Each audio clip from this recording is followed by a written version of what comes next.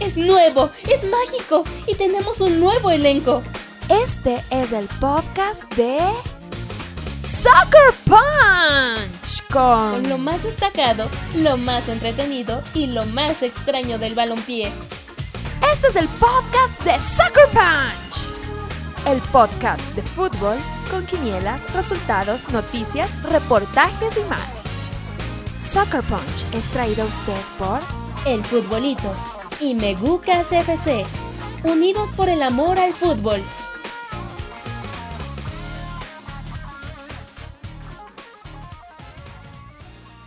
¡Atención! Se acaba de meter un aficionado a la cancha. No, esperen. Alguien ha denunciado a Senegal por usar magia negra. ¡Uy! Otra vez Boca y River destrozaron el McDonald's del Obelisco. ¿Quién decidió que México va a jugar con Portugal en Estados Unidos? ¡Otra vez! ¡Alto, por favor! ¿Qué está pasando aquí? Todo esto es tan random como esta sección.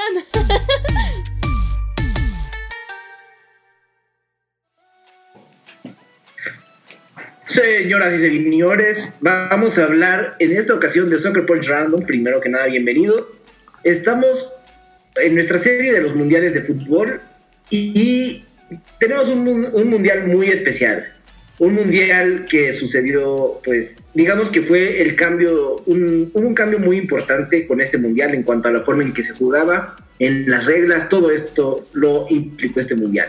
Pero antes de adelantarles más, saludo a mis amigos Beto y Hugo. ¿Cómo están, muchachos? Bien, bien. ¿Listos para hablar de uno de los mundiales que creo que marcó un antes y un después en el fútbol? Porque, como dices tú, cambiaron muchas cosas a partir de cosas que sucedieron en este mundial. No nada más en el terreno de juego, sino fuera de. Ya iremos parte por parte. Pero lo importante es que el fútbol regresó a casa. Hugo, has estado muy callado. ¿Cómo estás? Bien, pues ahora para hacerles un pequeño spoiler vamos a hablar de una época que no solamente en el fútbol cambió muchas cosas, sino también en lo social. Y vamos a hacer spoiler de qué mundial estamos hablando y les voy a dar una pista musical. She loves you, yay, yay, yay. She loves you, yay, yay, yay. Ya saben de qué mundial estoy hablando. England. Así es. 66. Sí, Inglaterra 66. Sí, un mundial que desde antes de que empezara dio muchísimo de qué hablar. Sí, y para empezar, ¿cómo se escogió este mundial? Todo empieza en 1960 cuando presenta su candidatura a 3 países europeos. O sea, el mundial del 66 se tenía que jugar en Europa por esta transición Europa-América que había antes. Y los candidatos eran, además de Inglaterra, Alemania Federal y España.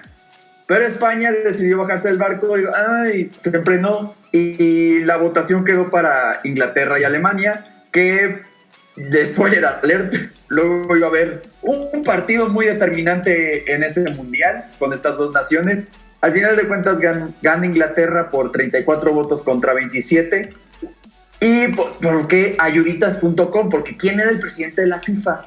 El inglés Stanley Rouse. Stanley Rouse. Sir Stanley Rouse, así es.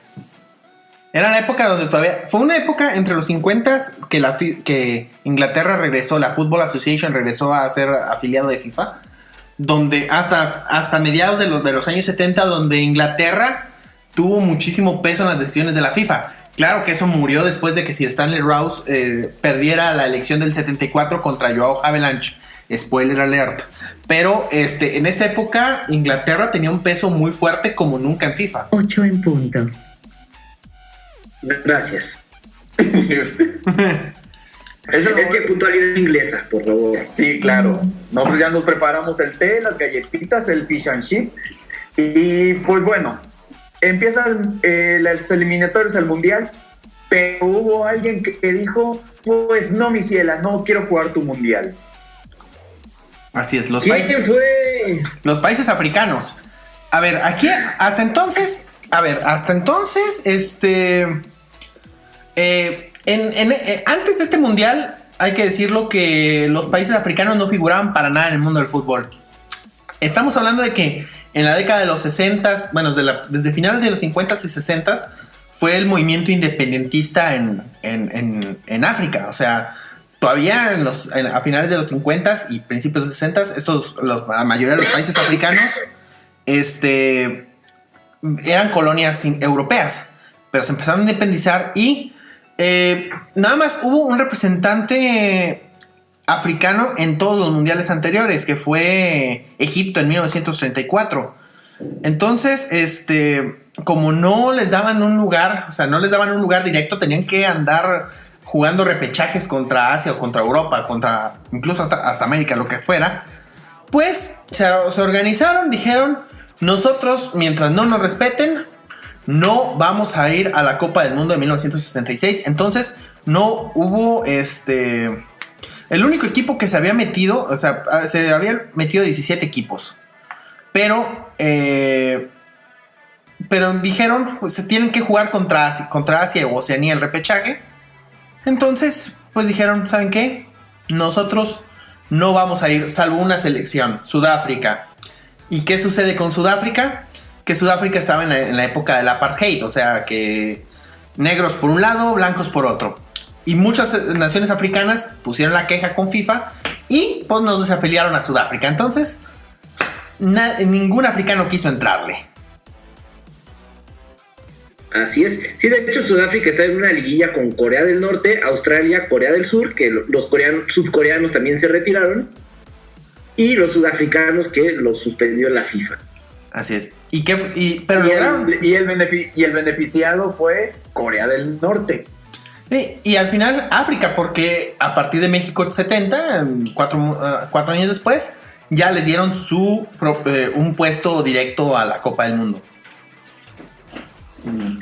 Y bueno, antes de pasar a los bombos, hay que contar la primera anécdota, que fue algo que no te lo fui Copenhague, o sea, ciudad Nueva York. Y fue cuando robaron la copa, la entonces Copa Jules Rimet. Híjola, aquí, a ver, es que yo no sé por dónde empezar con esta historia, o sea, creo que de todos los países donde se organizó la Copa del Mundo, donde menos te firmarías que fuera a pasar esto era en Inglaterra, me parece. O sea, ¿en qué cabeza cabe que van a robar la Copa del Mundo en un país de primer mundo? O sea, es Inglaterra. No, y deja tú que la Copa estaba exhibida en la iglesia de Westminster, o sea, la famosa iglesia donde se va y se casa la realeza y donde están las coronaciones y todo eso. O sea, decías tú, aquí no va a pasar nada. ¿Y si pasó? Así es. Pero la copa apareció ya entrado el mundial. Lo encontró un perro llamado Pickles. Pickles escarbó en el jardín, como lo que hacen todos los perros, pues. Y canijo, oro. Pues ahí lo agarró como si fuera hueso, lo mordió, agarró el trofeo y apareció la Copa Jules Rimet. Y después sería invitado, este perrito sería invitado después para uno de los juegos en Inglaterra. O sea, este perrito recibió miles de premios. O sea, fue incluso un banquete de la reina. O sea, o sea, muy, muy English el asunto. Muy English el asunto. En fin, ahora sí pasamos. ¿Hablando de la perrita Sofía de esa época? Yo diría que sí, Ken. Y hay que pasar ahora sí a los rescatistas las dos. No, espera, antes de hablar de los bombos, este fue el primer mundial en varios aspectos. Primero que nada, este fue el primer mundial que ahora sí tuvo una transmisión estándar para todos los países. Porque antes tú querías transmitir el mundial, tenías que ir con tu equipo, tenías que ir con tus cámaras, inclusive para transmitir los partidos. Pues la BBC y también ITV produjeron la señal y hubo una señal estándar para todos, lo que nos causó que tuviéramos por primera vez un intro universal para la Copa del Mundo. Y es un intro donde está el mundo, o sea, es blanco y negro. Este fue el último mundial, por cierto, que se transmitió totalmente en blanco y negro. es un himno, se ve Inglaterra y luego sale una pelota y dice World Cup. O sea, estándar, insípido, pero pues para la época era wow. Y también tuvimos la primera mascota de mundiales también. Tenemos que hablar de mascotas. En Soccer Punch tenemos que hablar de mascotas. Y salió Willy. Que aquí es canon. Es canon hablar de mascotas. Y sobre todo porque esta fue, digamos, el mundial que innovó en el asunto. Y sí, hay que hablar de Willy el León. ¿El escocés? Casi. Por ahí va. O sea, no, este era un león. Un leoncito. Está bonito. O sea, la verdad es que está bonita la mascota. Sí, incluso... hasta hay, si ustedes se meten a la memorabilia de Inglaterra 66, había peluchitos de Willy, e incluso en Wembley te regalaban peluchitos de Willy. Sí, y la verdad es que está bonita incluso para nuestros tiempos. Fíjate que yo a Willy lo pondré... Está mucho mejor que el León de Alemania 2006. Ah, claro. Mucho. Claro, o sea, Willy yo creo que fácil entra en el top 5 de mascotas de toda la historia. Sí, porque la del 2006 parece que es un león se puso a cochar. Y ni hablar de los desperpentos de 2002. Ah, sí, pero vamos, la del 2006 parece que un león se cochó a Alf, el extraterrestre, y tuvieron un hijo y salió esa abominación horrible. La del 2006, la de 1966 tiene su encanto. Yo sí la pongo fácil en el top 5. Junto con Naranjito de España 82, Juanito, el gallito de Francia 98. Es más, hasta el perro del 94. Yo creo que, bueno, para mí, hablando de esto y luego vamos a hacer un programa especial de las mascotas del Mundial. Uh-huh. Para mí, Futix es el mejor, el de los 98. 98, ajá. Pues puede ser, pero vamos, está en el top 5 sin duda, yo creo. Creo que los tres coincidimos, ¿no? Uh-huh. De Willy.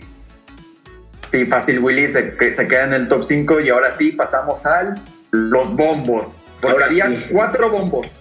El bombo 1, Sudamérica. Bombo 2, Europa. Bombo 3, Europa Latina. Y bombo 4, el resto. Y en el resto del mundo habían 2 europeos. 2 europeos, un americano. Y un asiático. Ajá. A ver, vamos a ver. Hablemos del 4 para el 1. Porque estaba ahí en el bombo 4 Bulgaria y Suiza. Ajá. Uh-huh. Que pues como Suiza era neutral, pues no estaba ni en Europa ni en Europa Latina. No se sabían ese dato. Muy bueno. Y Bulgaria sí. O sea, no están ahí porque eran los europeos más malos de los que calificaron, ¿verdad? Entonces, digamos. Exactamente. Ok. Estaba Corea del Norte, como lo habíamos mencionado, que le ganó a Australia. Y estaba México. ¡Yay! Y como siempre, bueno, ahorita vamos a hablar más de México. Luego en el bombo 3, la Europa Latina, estaban España, Francia, Italia y Portugal. España, que llegaba como el campeón de Europa. Fue el campeón en la Euro del 64. Le ganó a la Unión Soviética la final. Este era un grupo. Bueno, sí. Sí. Y a Italia, que pues, digo, ya tenía rato sin figurar en una Copa del Mundo. O sea, sin ser protagonista, pues, porque había calificado. Pero ya estaba dando sus pininos en el catenaccio. O sea, el catenaccio ya estaba muy arraigado en Italia en los años 60. Entonces ya estaban en su fase de experimentación con este estilo de juego. Y luego tenemos Portugal, que también venía en un buen momento, sobre todo con el Benfica, que venía también de ser campeón de europeo y que tenía pues la figura de Eusebio. Y debutaba en Copa del Mundo. Ese fue su primer mundial. Y Francia, pues que no, o sea, Francia no era la Francia que hoy en día conocemos, ese equipo fuerte. No, Francia no era, o sea, no era la potencia que hoy es. O sea, antes no te daba tanto miedo enfrentar a los franceses. Luego, en el bombo 2 teníamos a Inglaterra, que eran los anfitriones, Alemania Federal, Hungría y la Unión Soviética. El bombo que daba miedo en los 60s. Sí. O sea, Hungría todavía traía su material todavía. Sí, la verdad traen muy buen equipo los húngaros. Así que si hoy lo ven, o sea, si ven este bombo hoy en día, no se engañen. O sea, cualquiera que te hubiera tocado de estos era... O sea, aquí... Sí, te toca este bombo en la actualidad y dices que me toque Hungría, que me toque Hungría, que me toque Hungría. Pero en aquel entonces daba igual que te enfrentaras a cualquiera de los cuatro. O sea, los cuatro eran potencias. Sí. Y el bombo 1 que era Sudamérica, que estaban Brasil, Argentina, Uruguay y Chile. Que Chile calificó al ganarle un partido de desempate a Ecuador. Y que venía de tercer lugar en el mundial anterior. En su Pero país. en casa. Sí, en casa. Uh-huh. Y Argentina, que ya no figuraba, y Brasil, que venía de bicampeón, o sea, uno de los favoritos en esta Copa del Mundo. Venía con todo. Y Uruguay, que pues también, que ya también tenía un rato de declive, pero que estaba empezando a sacar una generación que se veía interesante. Y bueno, ahora sí hay que hablar de las sedes. Sí. Y, o sea, rapidito. Teníamos 8 sedes. Villa Park en Birmingham, o sea, este estadio que tiene un exterior muy, muy bonito. Goodison Park en Liverpool. Obviamente Wembley, no podía saberse. Old Trafford en Manchester. Ireton Park en Middlesbrough, que era el antiguo estadio del Boro. Uh-huh. Luego Roker Park, que era el antiguo estadio del Sunderland. Del Sunderland quedaba... Antes del Stadium of Light. El Sunderland quedaba... Pues también daba risa. Sí, pero que un estadio que vivió 99 años. Sí, pero el Roker Park por lo menos vio al Sunderland campeón, que nunca lo ha visto el Stadium of Light. Sí. Luego en Sheffield el estadio Hillsborough, el famoso de la tragedia de Hillsborough. Y el White City, que tiene una anécdota random. Ah, caray, tiene anécdota random, eso me interesa. Sí, porque, bueno, ahorita hablamos del grupo 1 porque ahí viene esa anécdota. Ahora, Ok, ¿los grupos ok. cómo quedaron, Guillo? Bueno, en el grupo 1 quedó Inglaterra, bueno, Uruguay como del grupo americano. En el bombo 2 cayó Inglaterra, en el bombo 3 Francia y en el 4 México. No, Pero pues, mira qué casualidad. no podía saberse. El anfitrión, grupo 1, iba a jugar todos sus partidos en Wembley. Ayuditas.com. De hecho, todo el grupo... Eso no pasa. Bueno, el grupo 1, originalmente todo iba a ser en Wembley, todo este grupo. No fue así por la anécdota que vamos a contar ahorita, que hablemos de la segunda fecha. Sí, bueno, hay que contar también algo muy sui generis de este mundial, y fue que ningún partido se jugó en domingo. Ah, cierto. Sí, porque en aquel entonces, por motivos religiosos, no se podía jugar en domingo. Ni siquiera en la entonces First Division. Sí, el Reino Unido no tenía partidos, no prohibía los domingos los partidos en domingo. Y de hecho, por eso, hasta hoy en día, el día considerado el día futbolero por excelencia en Inglaterra es el sábado y no el domingo. O sea, la final incluso de este mundial tuvo que ser jugada en sábado, porque todos los domingos, eso sí, nadie jugaba fútbol. Estaba prohibido por la reina, que por cierto, la reina en aquel entonces ya era Isabel II o Elizabeth II. O sea, ya en aquel, hasta Sí, el mundial. que en 1966 ya llevaba, ¿qué te gusta? Unos 13 años de mandato. O sea, ya todavía, mira, fíjate, hay cosas que no cambian, o sea, todavía sigue esta señora de reina de Inglaterra. Era una jovencita de 40 años. Uh-huh. Era cuando su esposo, Y ya tenía... Philip, no lucía como momia de Guanajuato. Y tenía 13 años de mandato. Muy bien, Hugo. Muy bien. ¿Ves? Si sirve algo de ver The Crown.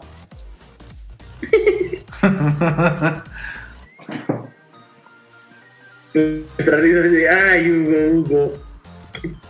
Pero bueno, en el partido inaugural se enfrentaba Inglaterra contra una bicampeona del mundo, Uruguay. Y el partido terminó con un 0-0. Infumable. De hecho, Sí. Uruguay salió con toda la intención de no perder el partido. Se tiraron, echaron el camionazo atrás. Y Abucheados. sí, y hay que tomar en cuenta que Inglaterra empezó flojo el mundial. O sea, no empezó a tope. Entonces, sí, y tuvieron un cambio. O sea, todavía al principio del Mundial, el titular en la delantera era Jimmy Greaves. Un delantero que ya era veterano del Mundial del 62, pero que por alguna razón era de los que jugaba bien en clubes, pero en la selección algo le pasaba, o sea, como que no se le daba, pues. Él jugaba en el Tottenham en aquel entonces. Y luego tuvimos que Francia empató un gol con México. Sí, aquí es el famoso partido de Wembley, el famoso Borja no falles, gol de Ángel Fernando. No era Fernando Marcos el que narró. Sí, Fernando Marcos, que era el famoso Borja no falles. Y sí, gol de Borja, minuto 48. Y todo parecía miel y dulzura para la selección mexicana, pero recordemos que era la selección mexicana de los años 60 y no podías confiar en eso. Los famosos ratoncitos verdes, que este partido lo jugaron con su famosa camiseta en color vino. Un uniforme que, por cierto, está muy bonita. Sí, de hecho, me encantaría que México regresara. Sí, de hecho, bueno, sí regresó con Atlética, pero no ha vuelto con otras marcas. Pero si ustedes ven hay una película de Inglaterra 66 que nos pasó Beto, y ahí se ve claramente ese uniforme en vino, short azul marino, calcetas azul negras. Marino y calcetas negras. Un uniforme muy elegante y que se salía, pues sí, se sale de los colores normales de México, pero un uniforme muy bonito que debería regresar. Adidas, toma nota, no empieces con tus catalogazos. No, el uniforme negro no, el vino es el bueno. Van a ver cómo venden el negro, que el vino. El negro no. El spoiler alert, el siguiente uniforme de México es negro con rosa. ¡No! Y sí, empató Francia con gol de Hauser. Y México, hasta entonces hay que tomar en cuenta que México no había ganado en el continente europeo un mundial. Entonces estuvo cerca de la selección. Pero de nuevo los ratones verdes strike again. Uh-huh. Y viene nuestra anécdota. El siguiente partido es el que viene la anécdota random. Vas. Bueno, Uruguay y Francia iban a jugar el viernes 15 de julio. Y recalco que era viernes porque en aquel entonces, porque Inglaterra, y no hay nada más inglés que carreras de galgos en Wembley. Pues la FIFA había programado que todo este grupo se iba a jugar en Wembley, pero días antes o sea, incluso antes, cuando empezó el mundial, todos decían el partido se va a jugar en Wembley. Pero el dueño de Wembley dijo: señores, aquí ustedes saben que los viernes hay carreras de galgos y no voy a cancelar mis carreras de galgos por un maldito mundial. O sea, aunque sea la Copa del Mundo, es más, aunque venga la reina de Inglaterra y me diga you have to cancel your races, pues no, mi ciela, ni aunque sea la reina los voy a cancelar. No, my heaven. No, my heaven. Entonces, pues buscaron un plan de último minuto. Iba a ser White Hart Lane del Tottenham, Highbury de Arsenal. No, mi ciela. Los mandaron a White City Stadium, un estadio que ya por cierto no existe. Era el estadio que fue de hecho la sede de los Juegos Olímpicos de 1908. O sea, 1908. Viejísimo. Sí. O sea, viejísimo. Y aparte era la casa del Queen's Park Rangers. Así es. Y aparte el estadio estaba, o sea, es un estadio que tenía una pista como un velódromo alrededor.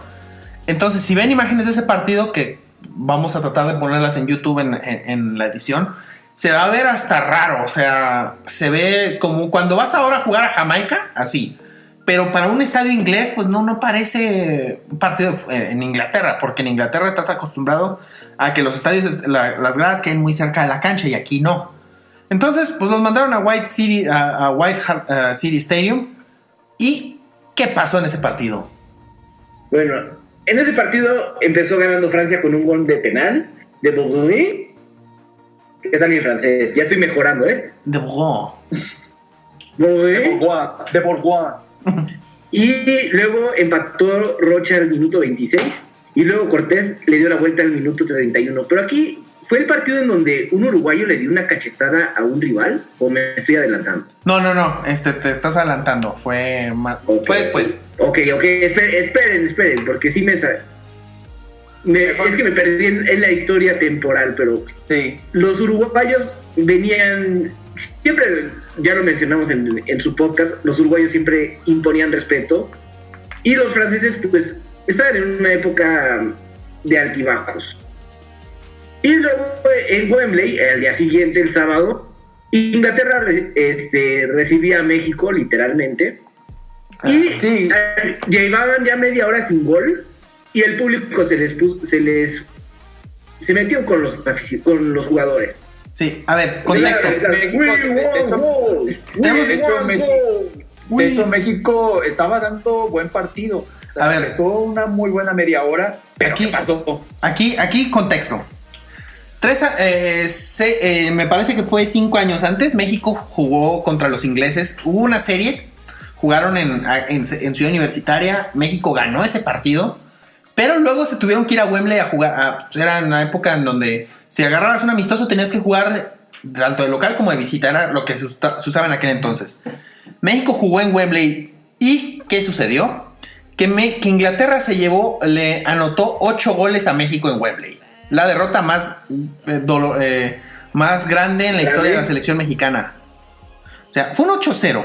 Y el entrenador era, obviamente, Nacho Treyes. Y Nacho Treyes tenía muy, muy presente ese partido. Y le dijo a los jugadores: ¿saben qué? Miren, lo más probable es que no podamos ganar este partido. Entonces, lo que vamos a hacer es nos vamos a tirar totalmente atrás. Vamos a hacer lo que hizo Uruguay.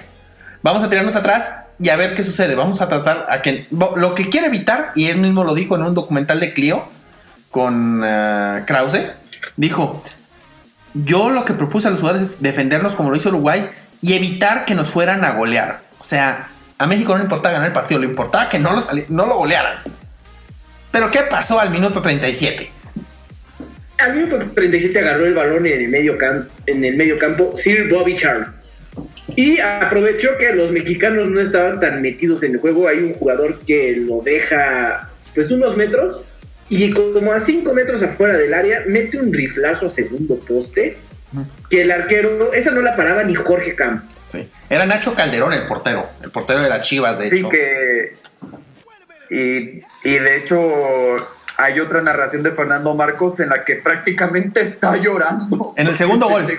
Es el segundo gol. Sí. Pero... Sí, aquí hay... Ajá, pero ¿cómo va esa anécdota? Y también hay otra cosa que se me había olvidado mencionar. Hablando de Nacho Calderón, justamente ahorita me acordé. En la gira previa al Mundial, Nacho Calderón, en uno de los amistosos ya en Europa, creo que fue contra un equipo irlandés, estaba tan frustrado porque México no estaba jugando bien, que se agarró a un jugador irlandés a golpes. O sea, lo puso como Julio César Chávez a cualquier rival que le ponías enfrente en los años 80. Y esto lo supo Sir Alf Ramsey, que era el técnico de Inglaterra. Y con la característica humildad del señor Ramsey, dijo, antes del partido había dicho: a mí no me importa, a mí la verdad no me preocupa la calidad técnica de México porque no vale nada. Lo único que me preocupa es que sus jugadores, que son los verdaderos salvajes, vayan a lastimar a mis jugadores. O sea, aquí ves más o menos cómo nos veían los ingleses para este partido. Y los ingleses, hay que decirlo, a lo mejor hoy les sorprende, pero en aquel entonces era un equipo súper arrogante. O sea, como lo que hoy vemos a los argentinos, los ingleses era como que la Argentina de Europa, pues, en cuanto a la arrogancia. Y... pero luego se pelearon las Malvinas. Bueno, Por algo se pelearon las Malvinas. la batalla de los egos. Y ese gol de Hunt, al minuto 75, viene la narración de Fernando Marcos que dice: Hugo, ¿por qué siempre nos tiene que suceder esto? Cuando estamos jugando mejor, siempre nos anotan. La historia de toda la vida de la selección mexicana no ha cambiado nada. ¿Y ya cuánto tenemos de este mundial? No, ya van 54 años. Ya 54 años y seguimos en las mismas. La única diferencia es que por lo menos México ya pasa a la siguiente fase. Pues sí. Mínimo. Y pasamos a la tercera fecha. La tercera fecha fue un empate sin goles entre México y Uruguay. Que fue la despedida de la Tota Carvajal. Fue historia, porque fue la primera vez que un jugador jugaba en 5 Copas del Mundo. Algo que presumir para México, por fin algo bueno en mundiales. Y primera vez creo que se llevaba 2 puntos, ¿no? Sí. Sí. No, era la segunda, porque ya había... En Europa además de ser su primer punto... en Europa sí, pero ya en un mundial ya... Porque ganaron en Chile. Ajá, exactamente, y era cuando valía 2 puntos. Así es. Sí, y ellos ya habían sacado su primer punto en Suecia, en Europa, en 58, pero es la primera vez que sacaban 2 puntos en Europa. O sea, progreso, señores, progreso. Por cierto, spoiler alert, este fue el último mundial que México jugó en 32 años en Europa. Así es. Y los ingleses recibían a Francia y con un doblete de Hunt se quedaron con el primer lugar del grupo, los uruguayos se quedaron con el segundo, México en tercero y Francia en último. Toman eso, franceses. Es la primera vez que México queda en mejor lugar que Francia en un mundial. Por cierto, este mundial, de hecho, este grupo, si lo ves, es muy similar al grupo A de la Copa del Mundo del 2010, porque era también Uruguay. Costa Rica. No, era Uruguay, Francia, México y Sudáfrica en el 2010. O sea, nos tocó con el anfitrión, con Inglaterra, con Francia y con Uruguay en el 66 y en el 2010. Sí, o yo decía que en el 2014, que era el grupo de la muerte, que estaban Inglaterra, Uruguay, Italia en lugar de Francia y Costa Rica en lugar de México. Pero bueno, aquí en 2010 nada más cambió un equipo, por así decirlo. Ah, sí. Aunque Y fue... bueno, y pasamos al grupo 2 que se jugaba en Sheffield y en Birmingham. Este era como que el grupo del centro de Inglaterra, ¿no? Por así decirlo. Sí. Entonces, ahí estaba Alemania Federal, que no tuvo misericordia de los suizos. Era la Suiza que daba risa. Sí. Y aparte, el debut de Franz Beckenbauer en el Mundial. En Mundial. Y con un par de goles de Beckenbauer, otro par de Haller y otro gol de Hell. Y ganaron. Beckenbauer, que venía, estaba innovando en la posición, porque en aquel entonces era muy raro que un defensa metiera tantos goles. O sea, de meter un doblete ya era muy raro. Y era cuando ya estaba explotando la faceta de líbero, que era su sello característico. En este mundial jugó de defensa, de mediocampista. Era de contención, ¿no? Era defensivo. Era defensivo. Era el right holder y el left holder, o sea, los contenciones, el de derecha y el de izquierda era... Como dirían ahorita los interiores. Así es. O como una doble contención. De hecho, los dos interiores fueron los que marcaron los 2 goles. O sea, marcaron doblete cada uno. Haller y Beckenbauer era la pareja.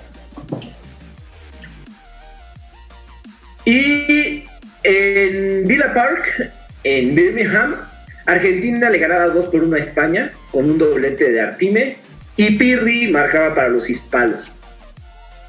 Sí, aquí. Esta Argentina que pronto se haría una reputación, sobre todo en el siguiente partido.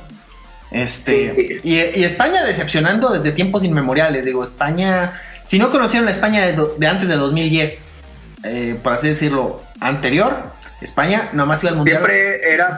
Siempre era favorita y siempre terminaba fracasando. Uh-huh. Pues sí, salvo en 2010 no pasó eso. Sí. Luego, en la siguiente jornada, España le gana 2-1 a Suiza, que ahí lo decepcionante es que te metieran los suizos. Uh-huh. Y luego que te metiera gol alguien que se llama René Pierre Quentin. Sí, con goles de Sanchís y de Amancio, los españoles ganaron. Amancio Amaro Valera.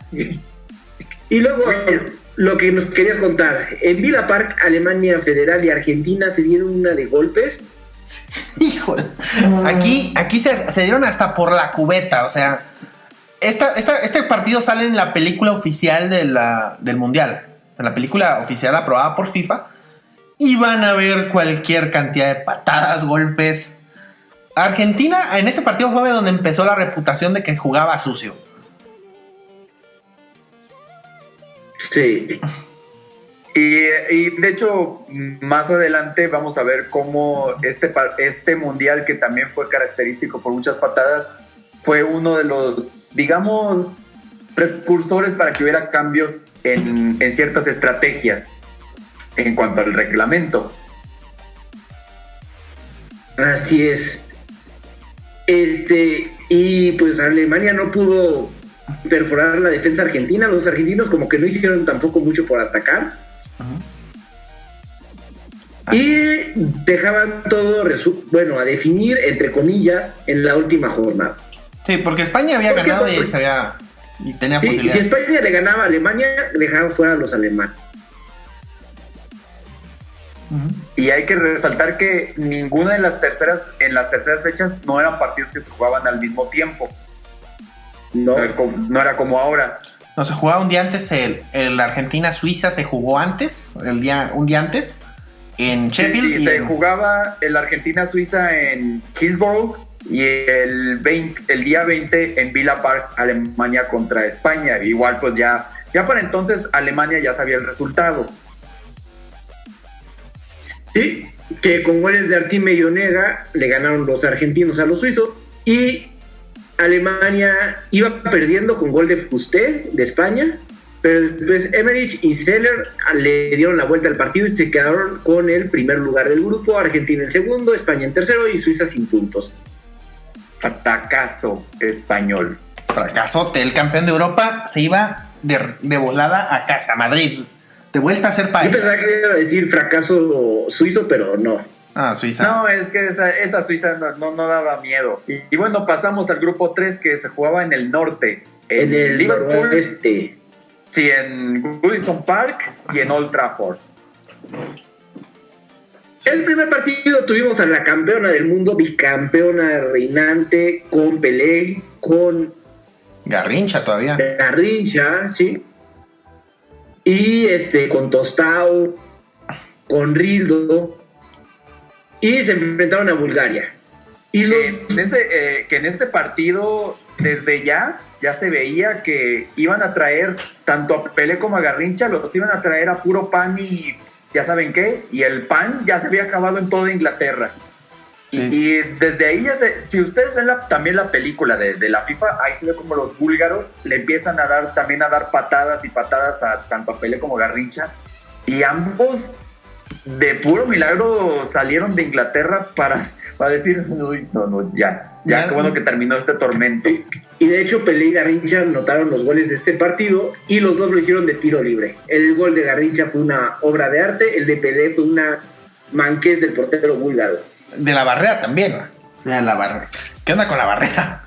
Con la barrera y con el arquero. Bueno, al portero se le fue entre el pecho y el suelo. Ajá. No, digno del Manco Saldívar. El puente trágico que le dicen los porteros. Sí. Y en Old Trafford, Portugal le ganaba 3-1 a Hungría. Y la sorpresa de este partido es que no metió gol Eusebio. No, de hecho, aquí, la sorpresa es que Portugal, yo creo que nadie consideraba que le fuera a ganar a Hungría. Hungría venía con mejor pedigrí, con mejor historia, por así decirlo. Y de pronto, pues, no. Aquí te muestro la cosa al Mundial. El Mundial no puedes llegar como favorito nunca, a menos de. No te la puedes creer, pues. Por cierto, el tercer gol de Portugal, es José Augusto Torres. Él fue el que fue entrenador de Portugal la siguiente vez que regresaron al Mundial, en México 86, de lo cual ya hablamos. Él era el entrenador. México 86. El que pasó toda la tragedia de Saltillo. Sí, con él empezó la famosa tragedia de Saltillo. Luego en la segunda jornada, Hungría y Brasil chocaron en Goodison Park. Sin Pelé. Y Pelé. rápido un gol de Bene al minuto 2. En este partido no jugó Pelé porque estaba lesionado. Sí. Sí, después de tanta patada que le dieron los búlgaros. Luego Tostao emparejó los cartones al minuto 14, pero los húngaros apretaron el acelerador en el segundo tiempo y con goles de Farkas al 64 y 9 minutos después de Mesoli de penal, ganaron 3-1, su primera derrota de Brasil desde el 54 en Berna. ¿Contra quién perdieron ese partido? Contra Hungría. Exacto. Hungría, el papá de Brasil. Yo diría que sí. Es más, desde entonces creo que no se han enfrentado en mundiales y si jugaran la final, Hungría sería campeona del mundo. No tengo pruebas, pero tampoco dudo. Incluso con esta Hungría actual. Con la Hungría que da risa.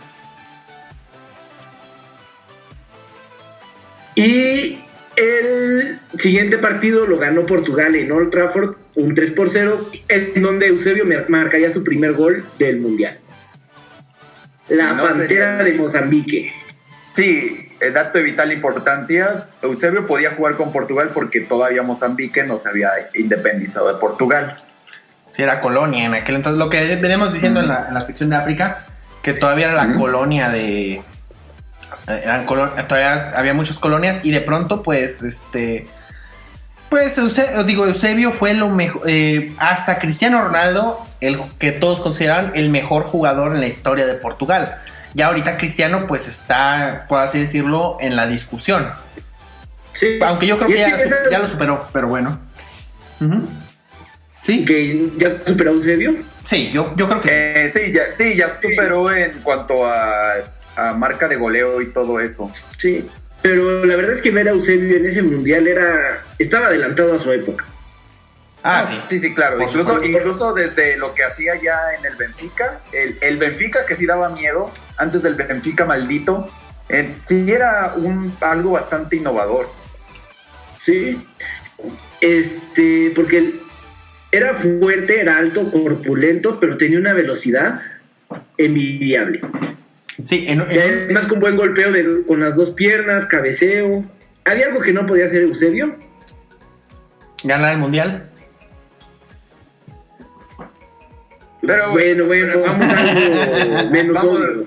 Vamos, nos estamos adelantando porque hay que ir a la tercera fecha.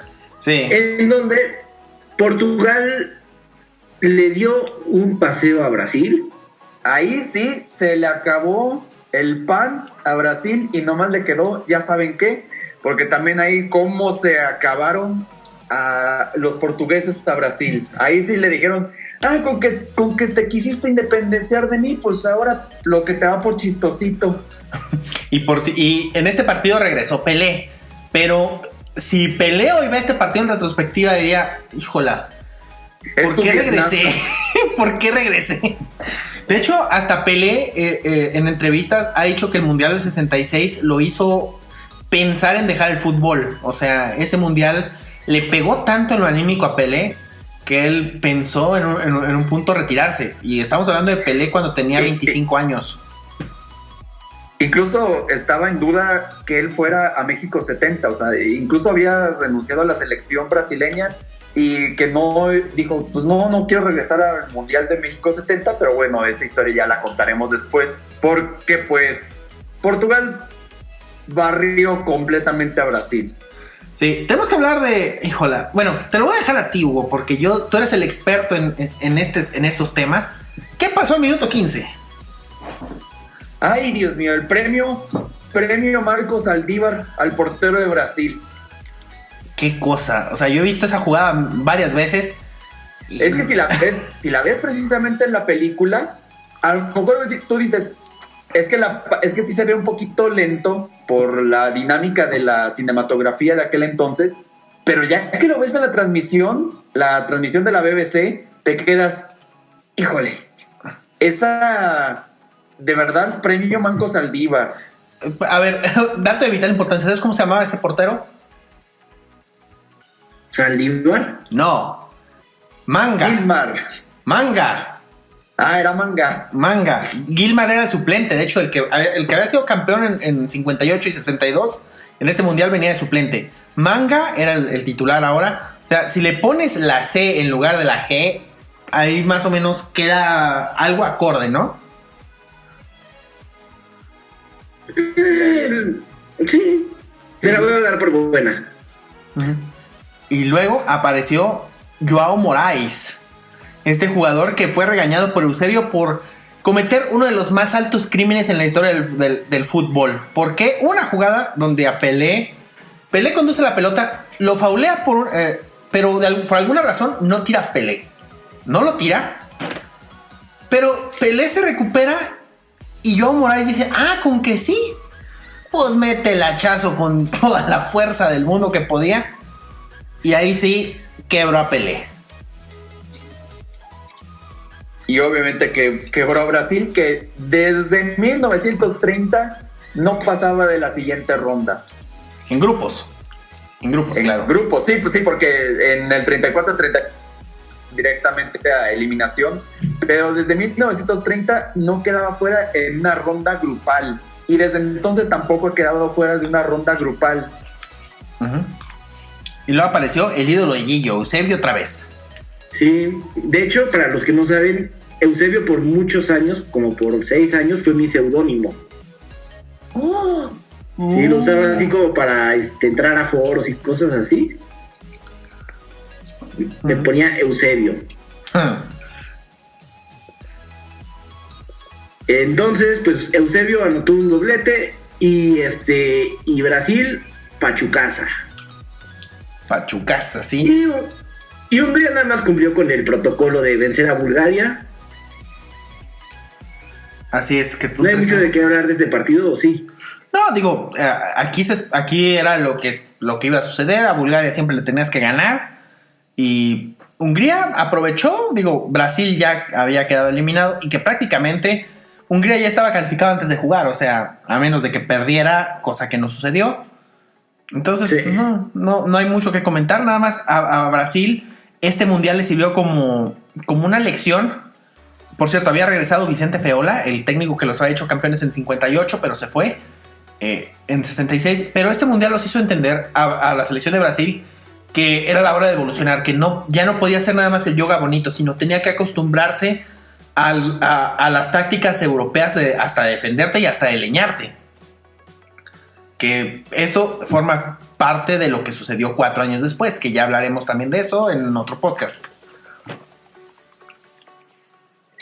Sí, y hay que pasar ya al grupo 4. Al del norte. Sí, el grupo, ahora sí, del norte. Y pues el grupo que lo conformaba desde el bloque soviético. Sí. Estaba como el equipo americano, Chile, el del resto del mundo estaba Corea del Norte, los europeos latinos estaban los italianos y la Unión Soviética. La Unión Soviética que daba miedo. ¿Ese fue el último mundial de la Araña Negra? Sí, vino el Mundial de México 70, pero ya era suplente. Ya venía así como en rol tipo Jorge Campos en 2002, o sea, nada más hacer grupo, nada más. A eso lo llevaban. ¿No fue un Oscar Pérez en 2010? No. Y bueno, el primer partido, lo normal. ¿Sí? La Unión Soviética golea a Corea del Norte 3-0. Hasta aquí todo normal. Por cierto, los norcoreanos, aquí ya empezaron una especie de romance con la gente de Middlesbrough, que fue su sede en los 3 partidos, y de hecho era como que el equipo consentido de la ciudad desde entonces. De hecho, hay un documental que de hecho también se lo llegué a compartir en algún punto sobre un cineasta que fue en 2002 a Corea del Norte, le dieron el permiso de ir y muchos jugadores hablaban de que la gente en Middlesbrough, los que desde el momento que llegaron los querían mucho, o sea, fue como si estuvieran en casa, cual no creo que fuera en casa porque no puedes comparar a Pyongyang con Middlesbrough, no creo, aunque sea Middlesbrough. No, pues obviamente Pyongyang te quedas ahí. Ah, sí, claro. Pero hablaban de que la gente los apoyó desde el primer partido contra los soviéticos. Digo, aparte los soviéticos representaban al diablo en esas épocas de la historia. ¿Nada más en esas épocas? Sí. Bueno, no entremos en controversia. Sí, porque Italia también venía haciendo su, entre comillas, su chambita. Y en una revancha. 2-0 a Chile con goles de Mazzola del Inter y Barizón de la Roma. Sí, una revancha del partido de 4 años antes. En Chile 62 se toparon, que es conocido como la Batalla de Santiago, donde se dieron hasta por debajo de la lengua y que ganó Chile, pero aquí fue la venganza italiana. Y no había nada raro hasta que Corea del Norte se encontró con los chilenos y empataron a un gol. Aquí sí viene. Y casi de último minuto, el gol que mete Corea del Norte. Sí, primero con el gol de Héctor Marcos, alias el 7 pulmones. Sí, considerado uno de los mejores futbolistas de la historia de Chile, creo que lo mencionamos en el episodio de Chile. Creo que sí. Que sí, que jugaba para la U de Chile, pero pues nadie se esperaba que los coreanos... El asunto con los coreanos es que nadie sabía cómo jugaban. Sí. Eran unos perfectos desconocidos. Y si ustedes ven el documental o ven las transmisiones, verán que la Corea del Norte no tiene mucha diferencia con la Corea actual o los equipos asiáticos actuales, que son muy rápidos, que sí son chaparros, pero que tienen ciertas cualidades técnicas que en aquel entonces pues no estaban muy perfeccionadas, pero que ya las ves ahorita ya más consistentes. Entonces, al minuto 88, Park Seung-sin anotó el gol del empate que más adelante veremos qué pasó con ellos. Que le daba vida a Norcorea, o sea, básicamente. Sí.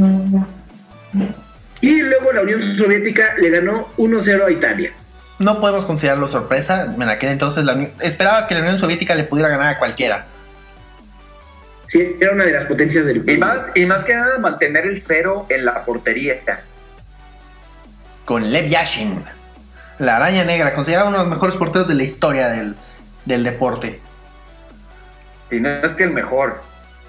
Y luego, pues sí, como mencionaba que este evento que Corea del Norte nunca salió de Middlesbrough, recibían, por decirlo de cierta forma, a los italianos, y al minuto 42 Park le metió el gol que le dio el triunfo a los coreanos. Y fue la primera victoria y la primera clasificación de un equipo asiático a la segunda fase. Y aparte, ese partido bastante surrealista.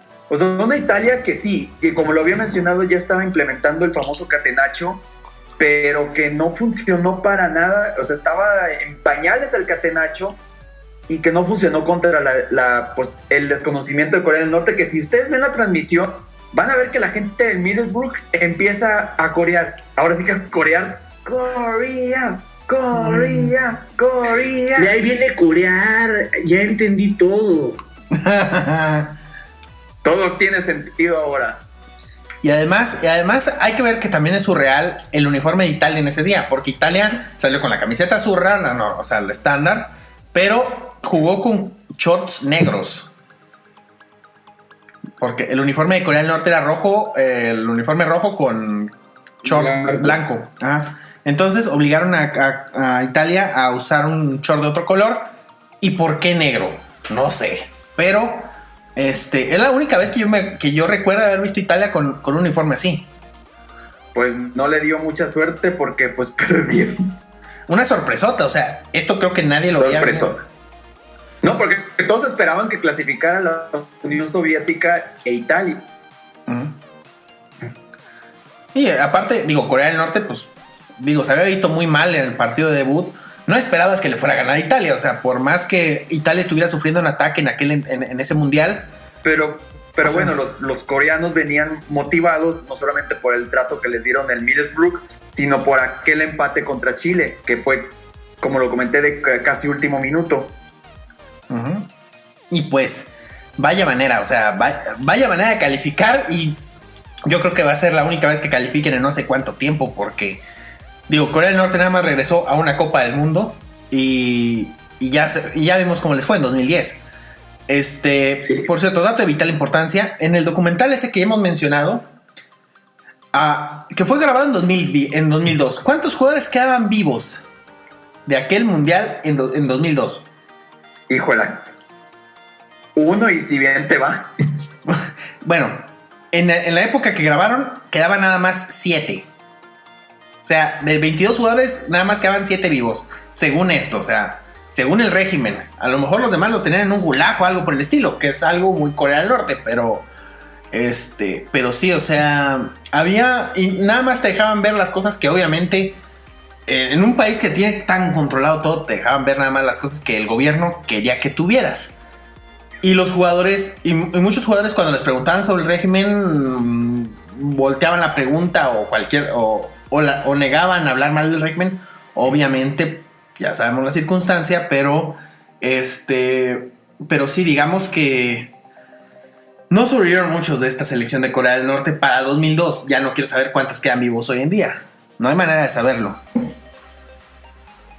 No. Investigaciones especiales de Soccer Punch va a ir a Corea del Norte a ver qué es lo que pasa. Yo no puedo ir, ahí matan gays. Entonces que vaya a ver todo. No, gracias. Entonces tendré que ir yo, lo siento. Esta no es una despedida. Voy a buscar a mi amigo Dennis Rodman. Y bueno, la Unión Soviética pasando de manera invicta. Le ganó. Otra revancha de 2000, del 4 años atrás, porque Chile fue la que eliminó a la Unión Soviética de la Copa del 62 en cuartos de final. Aquí los soviéticos se cobraron el favor. Es decir, el grupo 4 del 66 nada más salió para que 2 selecciones europeas se vengaran de Chile. No lo vería tan mal. Entonces, los cuartos de final quedaban de la siguiente forma. Todos se jugaron el 23 de julio.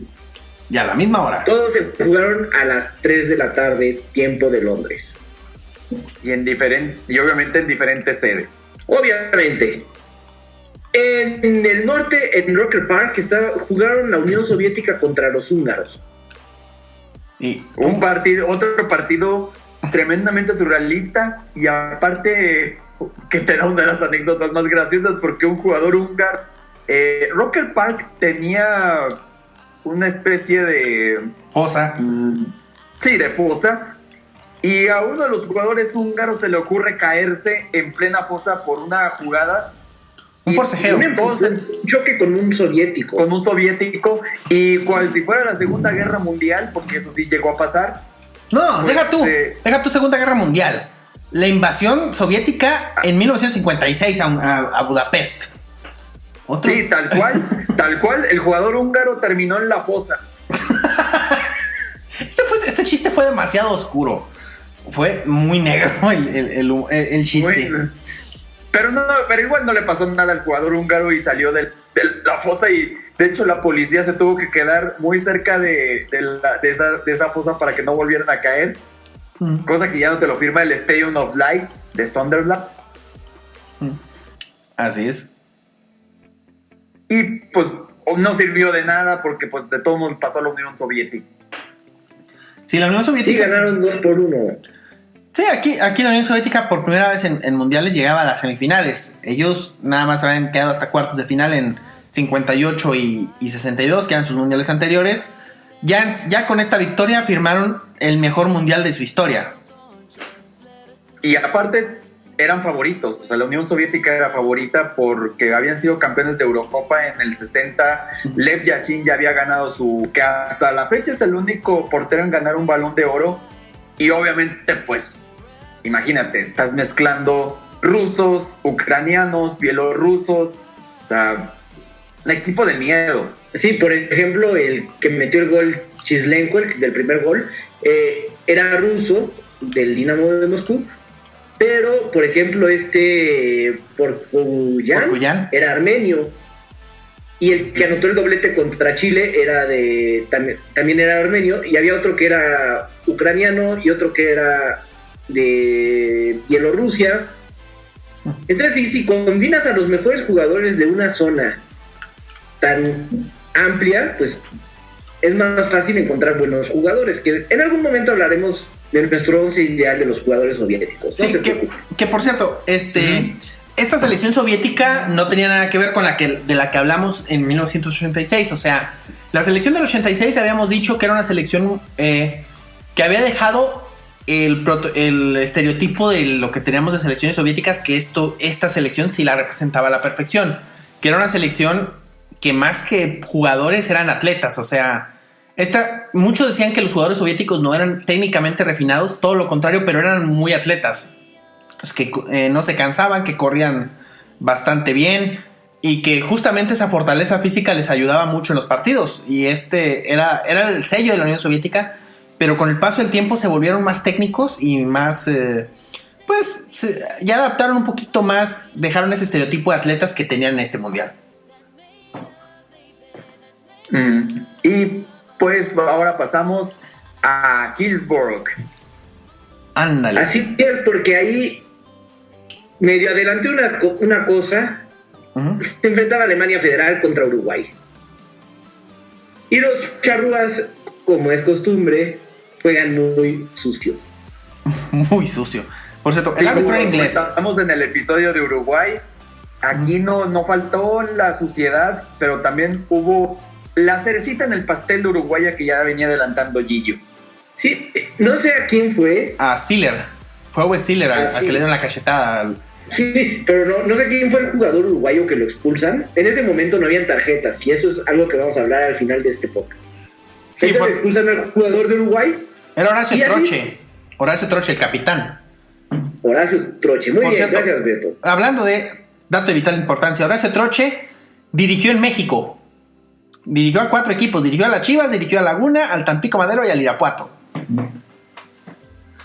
Vaya, o sea, el pobre no nada más tuvo que sufrir la humillación de ser expulsado en un partido de mundial, sino que tuvo que ir a dirigir a Torreón. O sea, ya mucho castigo. Sí.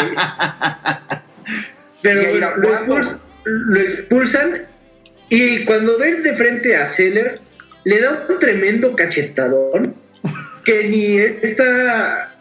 ¿cómo se llama? Catalina Krill te lo firma. No, Sí.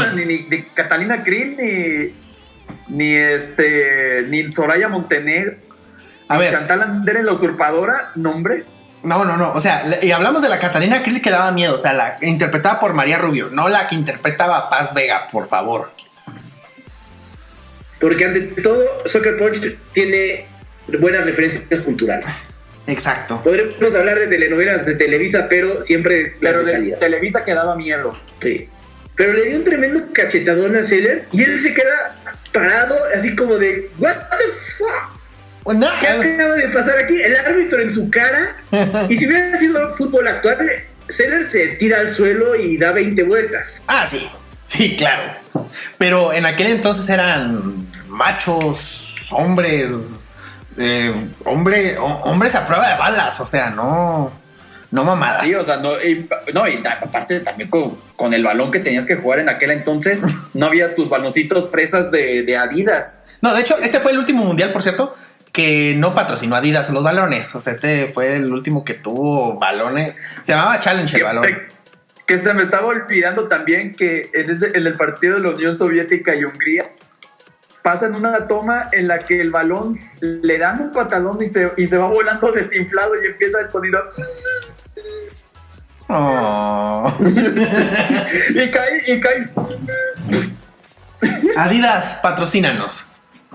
Pero no nos des catalogazos. Entonces, ya que iban perdiendo 1-0, pues Uruguay se desconcentró. Al minuto 70 metió gol Beckenbauer y creo que fue más o menos cuando expulsan al segundo jugador de Uruguay. Héctor Silva. Válgame. Sí, pero como al señor Horacio también se tardaron un montón en sacarlo, el árbitro lo tomaba de la cintura para ya vete, ya déjanos. El árbitro inglés, James Finney. Sí. Grábense muy bien la nacionalidad. Grábensela muy bien. Sí. Entonces, para el segundo expulsado, salió la policía a llevarse al jugador uruguayo y no se quería ir. O sea, ya directamente. Y se peleaba con los policías y habían jaloneos. Y de hecho en la película de Inglaterra 66 le ponen una música de tipo La Pantera Rosa. Que si le hubieran puesto la de Charles Chaplin tampoco era. No, ¿sabes qué debieron haberle puesto? Le hubieran puesto mejor la música dramática de La Rosa de Guadalupe. Buena idea, muy buena idea. Entonces, pues ya con eso Alemania ya tenía control completo del partido. Metió gol Seller al 75, Haller al 83, pero aparte un baile tremendo a los charrúas. No sé si seguramente dieron más patadas. Sí, porque es Uruguay, o sea.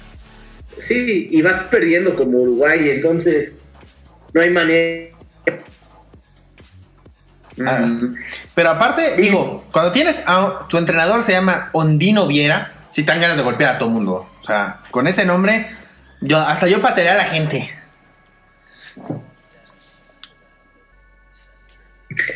Así es. Entonces 4-0 Alemania pasaba a semifinal. Y luego en Goodison Park tuvimos el partido más entretenido de todo el mundial. Que otra sorpresota era Portugal-Corea del Norte. Y Corea del Norte también ya se los traía pan y lo que ya saben que se acabó. Y hasta el minuto 25 iban ganando 3-0. O sea, todo el mundo hasta en Middlesbrough se quedaron de que ¿qué está pasando aquí? Sí, el partido fue en Goodison Park, ¿no? En Liverpool. O sea, los sacaron por primera vez del norte de Inglaterra. Los llevaron al noreste. Si jugaban en Sunderland, ganaba Corea del Norte. Porque irían los de Middlesbrough a apoyar a sus coreanos. Pero sí, al minuto 1, Park Seo-sing, que anotó el gol contra los chilenos, adelantó el marcador. Luego al 22, Dong Woo-lin anotó el 2-0 y Jang Seok anotó el 3-0 y no sé si me estás diciendo los nombres coreanos o me estás hablando de comida asiática. ¿Por qué no amas? Seguramente el latino. Pero fue con lo que hicieron enojar a Eusebio. Porque Eusebio ahí sí dijo, ya me cansé de ser buena onda. ¿Y cuántos pepinos les metió? 4. Es como cuando a Steve Huga lo hacían enojar. Ándale. Con el tiro del tigre. Sí. Metió al 27. Luego un penal al 43. Luego al 56. Y otro penal, ese penal bastante absurdo de los coreanos. Sí, que ya en aquel momento los coreanos ya habían perdido completa concentración. Y es el problema de estos equipos chicos o que vienen debutando, lo que tú quieras, que para estos equipos es muy engañoso ganar incluso por 3-0 antes del minuto 25 o ir ganando en el primer tiempo. O sea, no pueden confiarse y mucho menos cuando está un crack como Eusebio. El problema de los equipos asiáticos por lo general, una de las cosas que tienen es que cuando las situaciones empiezan a cambiar, o sea, cuando tienes el partido controlado y de pronto el rival te empieza a voltear la tortilla, no saben mantener la calma. Lo vimos en el mundial pasado con Japón contra Bélgica, ¿se acuerdan que iban ganando 0? Y pasó algo similar. Esa siempre ha sido la situación con los equipos asiáticos. Son equipos que mientras las cosas van bien, ellos juegan a lo suyo, no se desconcentran, pero ya una vez que las cosas empiezan a salir de control, ahí ellos mismos pierden los estribos y ya no saben cómo calmarse, pues. No, y además hay otra cosa, hay un fenómeno psicológico en el que el equipo cuando los empatan los equipos grandes, es catástrofe total. Es de todo lo que entrenamos no sirve para nada, nos van a volver a ganar y empiezan las distracciones, el desconcierto, y el equipo grande también juega. Entonces pues es de, vamos perdiendo contra el equipo chico, vamos a apretar el acelerador, somos mejores que ellos. Sí, empieza este discurso motivacional de, no sé qué les habrá dicho el entrenador al medio tiempo, de que, oigan, vamos perdiendo 3-2. ¿Se puede dar la vuelta? Por supuesto que se puede dar la vuelta. Y dicho y hecho. Así es que es lo que nos ha pasado a nosotros muchas veces en mundiales. Así es. Y entonces los portugueses también se calificaban a semifinales. Bueno, José Augusto también anotó su golecito al minuto 80. Catástrofe total para los coreanos. Pero esa no sería la única catástrofe en este mundial, porque hay que ir a Wembley. Sí, primero, bueno, estaba el árbitro alemán Rudolf Krittke. Ajá. Entonces, pues también fue un concierto de patada. Sí, del lado argentino sobre todo. Sí, ahí vemos también que también los jugadores ingleses pasaban más tiempo en el suelo que caminando. Y hubo una jugada muy polémica, ¿no? Ay, Dios mío. La del minuto 35, la de Ratín. El capitán. Capitán e ídolo de Boca en aquel entonces. Sí, sí, Antonio Ratín. Hay que híjola, es que yo no sé cómo empezar con esa jugada. Fue una jugada que no, la verdad es una patada muy fuerte, pero para los estándares de aquel entonces, pues es una patada más, o sea, no era nada del otro mundo, pues. Pero Rudolf Friedling dice, no sabe, o sea, algo le dijo Ratín. El problema es que no podemos saber qué, porque Friedling no sabía español y Ratín no sabía hablar otro idioma que no fuera el español. O sea, aquí empezamos mal. Y lo expulsó. Pero Friedling dijo, recordando la jugada años después, dijo que había expulsado a Ratín porque no le gustó su mirada. Neta, eso dijo. Lo expulsé porque no me gustó cómo me vio. O sea, ¿qué onda? ¿Qué onda? Sí. Y luego... Pero esa no fue la única polémica, porque a Antonio Waldo Ratín se le ocurre estrujar el banderín de córner que tenía las banderas de Inglaterra. Espera. Se le ocurre estrujar. Acuérdate, cuando quiero hablar con el árbitro para saber por qué lo expulsó, porque obviamente no había comunicación y pidió un traductor. Spoiler, el traductor no llegó jamás. ¿Ahora sí? Sí, bueno, se va expulsado, empieza a estrujar el córner y aparte da el clásico pisotón a la alfombra de la reina. O sea, algo que es súper penado allá. Es la peor falta de respeto que le puedes hacer a la reina de Inglaterra. Pisar esa alfombra que nadie más pisa. Pero Ratín dijo, a mí me vale 20 kilos de poronga. Voy a pisar el alfombra de la reina boluda. Y dicho y hecho lo hizo. Estoy enojado. Sí, estoy muy enojado. Y estaba, aparte, tardaron también, como todas las expulsiones de ahí, tardaron años en sacarlo. O sea, y otra vez de la película sacan canciones estilo Pantera Rosa en lugar de la música dramática La Rosa de Guadalupe. Sí, lo sacaron 2 policías, de hecho, lo tuvieron que sacar. Y este incidente, por así decirlo, fue el inicio de la rivalidad Argentina-Inglaterra. Por cierto, dato de vital importancia. Antonio Ratín fue luego diputado por Buenos Aires en 2001. Válgame. En fin. Y hasta el minuto 78, Geoffrey Hurst anota para Inglaterra. O sea, les daba tardadísimo el gol. Sí. Tardadísimo el gol, pero bueno, pasa Inglaterra a semifinales. Geoff Hurst, que por cierto, él era el que estaba en la banca por Jimmy Greaves. Jimmy Greaves se lesionó en la primera ronda. Y ya. Y se tiene que ir aprendiendo el nombre de Geoffrey porque va a ser clave. Y va a ser clave. Y de hecho, jugador del West Ham. Uh-huh. En ese momento. Sí, bueno, no puedo hacer gloria aquí. Sí, no. Él no jugó nada en la primera fase. Dirigió al Chelsea. A tu Chelsea. Hugo, para que no lo maldigas. Mira, sí, hubo presencia del ballet. Y digo, no había jugado en toda la primera fase, pero por la lesión de Greaves se hizo titular y ya no la soltó el resto del mundial. Y pues, ¿cómo quedan las semifinales? Quedan de la siguiente forma, Hugo. Alemania Federal contra la Unión Soviética. En Liverpool. En Goodison Park. Con árbitro italiano. Concetto Lobello. Lobello. Más italiano no se puede. Concetto Lobello.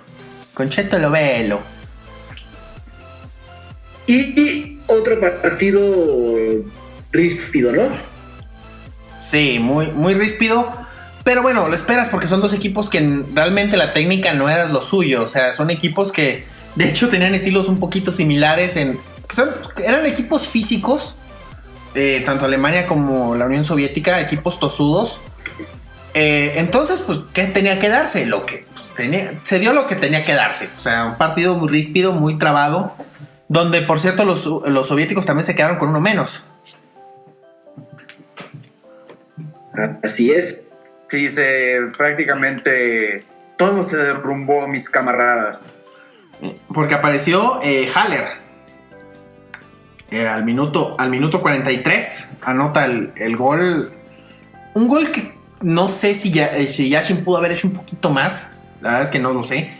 Pero sí, ya sé cuál, sí. No, siento que no hay tanta complicidad de Yashin. Es más la brillantez de Haller. Sí, tal vez reaccionó un poco tarde, pero también era un disparo lejano. No, ese fue el de Beckenbauer, ¿no? Me parece. El de Beckenbauer sí es de lejos, de larga distancia. Sí, es un tiro de larga distancia. Entonces, como siempre, estoy confundiendo. Sí, es un disparo de larga distancia. Es un golazo, por cierto, de Beckenbauer. Le pega de muy lejos. Sí. Yashi no se tira, pero la pelota va muy bien dirigida. O sea, aunque se hubiera tirado, no hubiera llegado. Donde sí vino la manquez, por así decirlo, fue el portero de Alemania en el gol de la Unión Soviética al final. Un error de Tilkowski.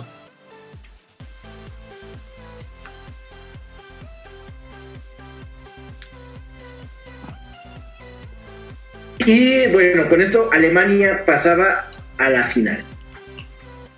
Sí, pues la primera final desde el 54. Después de 12 años. Así es. Y regresamos a Wembley. En Wembley, en donde estaba Inglaterra recibiendo a Portugal. La revelación del torneo, por cierto.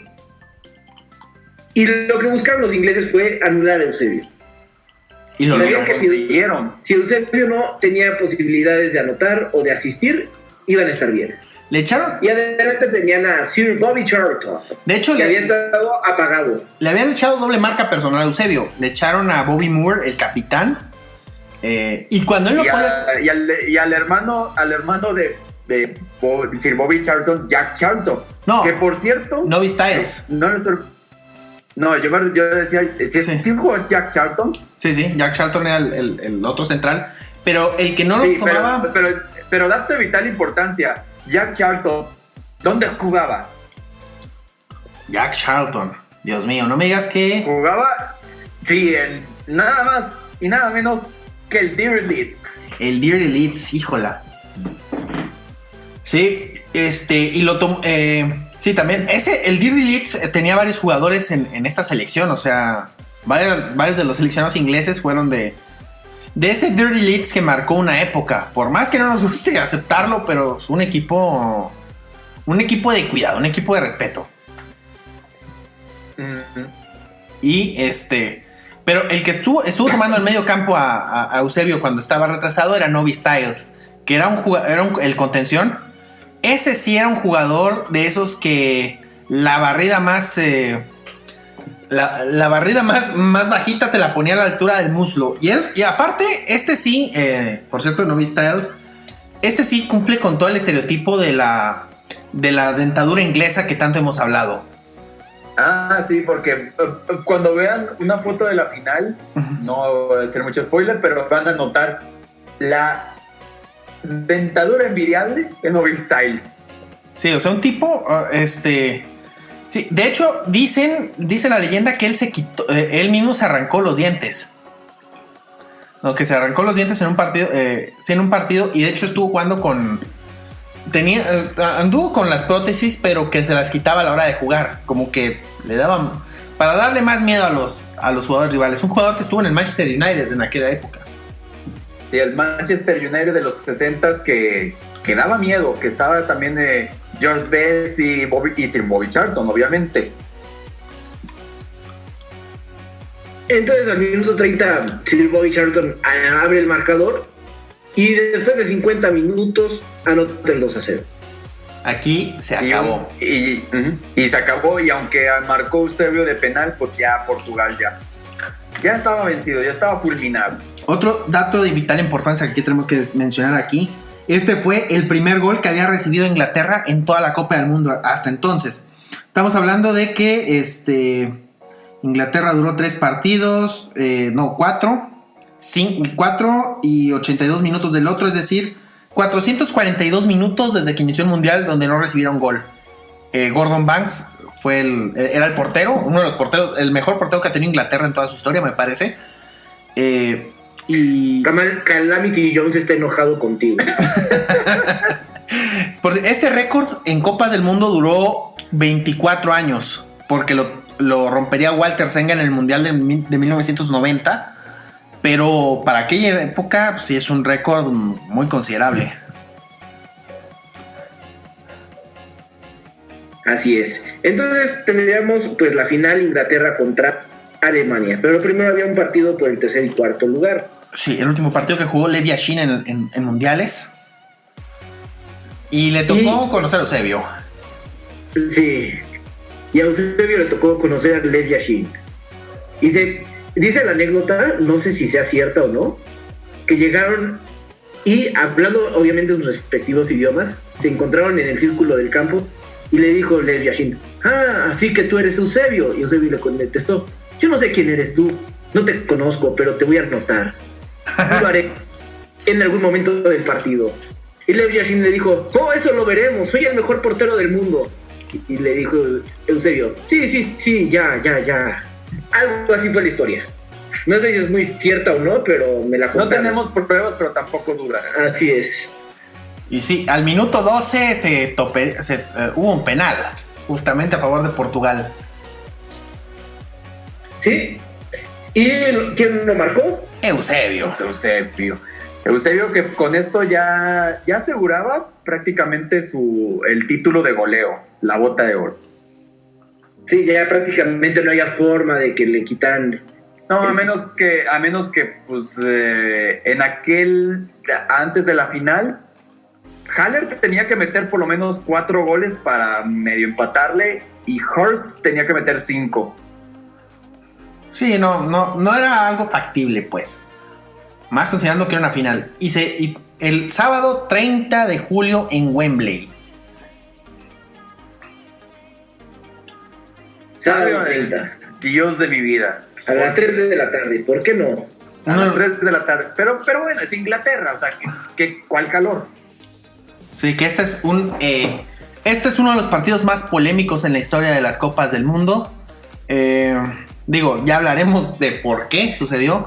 Pero aparte era un partido que tenía tintes políticos porque era la primera vez que se enfrentaban en una Copa del Mundo, Inglaterra y Alemania. Hay que recordar que todavía quedaban rencillas de la Segunda Guerra Mundial, que había pasado casi 21 años atrás. La guerra acabó en el 45. O sea, los rencores estaban muy recientes. Y de hecho, Sir Alf Ramsey, en la plática motivacional, les dijo a los jugadores: Alemania nunca nos ha ganado ni en la guerra.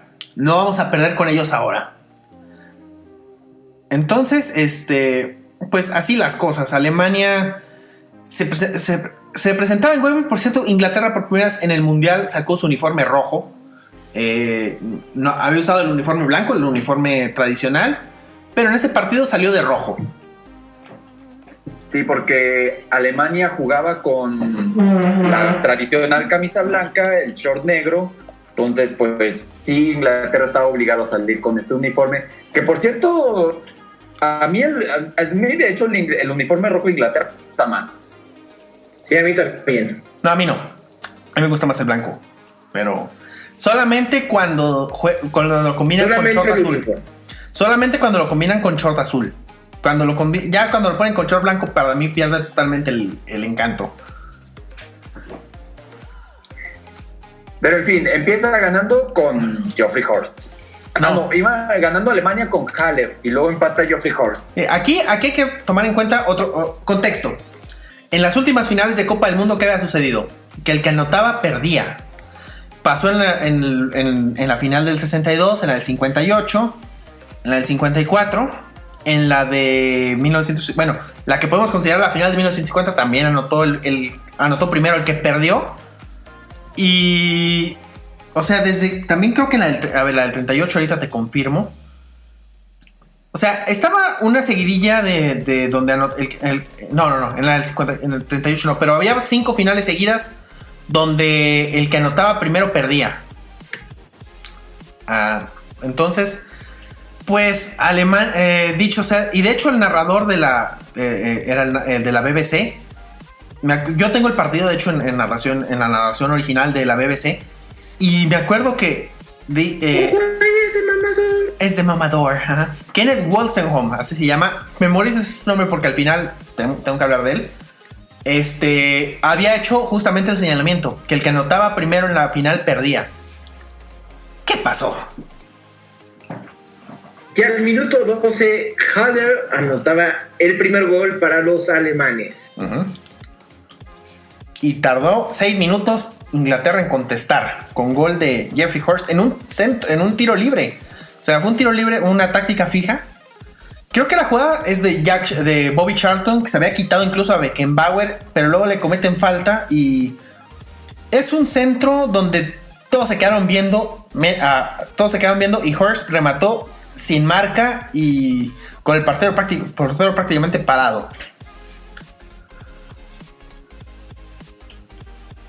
Y después del partido se volvió ríspido para sorpresa de nadie, ¿verdad?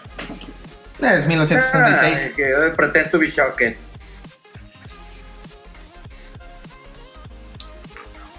En 1966 no esperas nada distinto. Y anota Martin Peters al 78. Sí, y parecía que ya lo tenía todo ganado. Pero Alemania no lo puede subestimar jamás. No, y al minuto 89 Wolfgang Weber anotó el empate. Y con polémica también. Porque un tira-tira, o sea, fue un tiro libre, de hecho, lo cobra Lothar Emmerich y le pega a Cohen, que prácticamente estaba enfrente de la portería. Queda una serie de rebotes y la pelota parece que la va a rematar de nuevo Schnellinger para meter el gol, pero la pelota se pasea por ahí, se pasea. Pero queda la defensa inglesa totalmente descolocada y Weber se la topa. Pero la polémica es que dice Gordon Banks, incluso lo reafirma en su autobiografía, que la pelota le había pegado a Schnellinger en la mano antes de que le llegara a Weber. O sea que hubiera sido mano a favor de Inglaterra. Pero pues no se marcó absolutamente nada. El árbitro era suizo, Gottfried Dienst.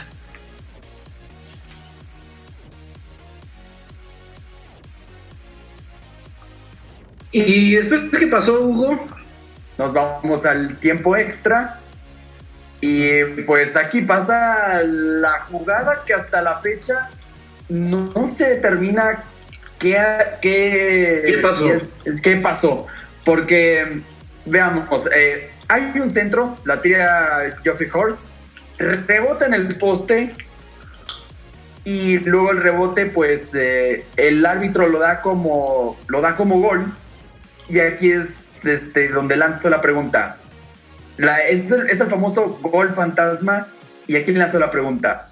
Para ustedes, ¿entra o no entra? No totalmente. Para mí sí es gol. Yo tengo una teoría.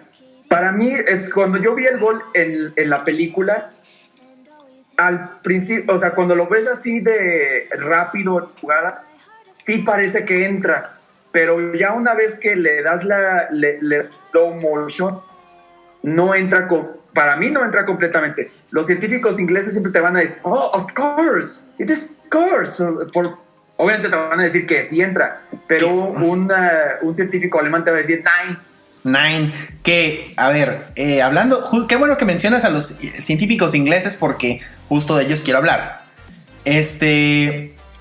Del Imperial College de London y de la Universidad de Oxford hicieron un estudio de esta jugada y dicen que la pelota nada más estuvo el 97% de la circunferencia adentro de la portería. Esto significa que ese 3% era suficiente para que no fuera gol. Incluso también los alemanes también hicieron sus estudios y también dijeron que no había entrado. La cosa es que, aquí viene la polémica, que el árbitro, ya dijimos, era suizo. El juez de línea al que le toca la jugada es Atofik Bakramov, de la Unión Soviética. Era de Azerbaiyán este señor. Pues, el problema es que no tenían...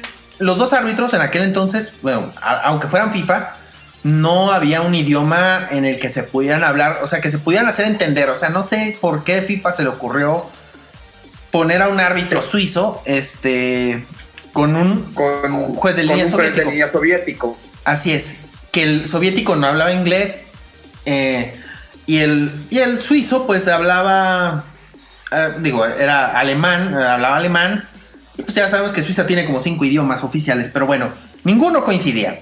Entonces va y le pregunta a Tofik Bakramov si es gol o no. Total, que Bakramov dice sí es gol. Y la conversación es muy rara porque se ve que prácticamente Bakramov y Vince te están hablando como que hasta en gestos para entenderse. Y Bakramov le dice gol. Cuenta la leyenda que los alemanes le fueron a reclamar a Bakramov que por qué dio el gol. Le preguntaron y Bakramov les contestó Stalingrad. ¡Sas! Sí. ¡Sas, culebra!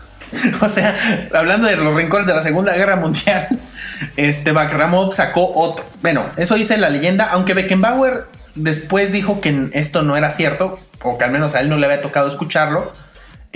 Pero sí se cuenta la leyenda urbana que Bakramov justificó, había dicho Stalingrado, refiriéndose a la famosa batalla entre estos dos países, entre la Unión Soviética y Alemania en la Segunda Guerra Mundial.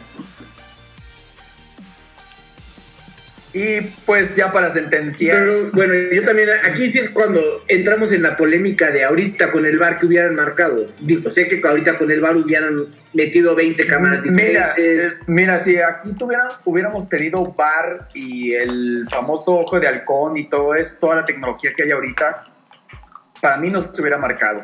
No. Para mí tampoco se hubiera marcado. Pero pues si la ves de primera y es...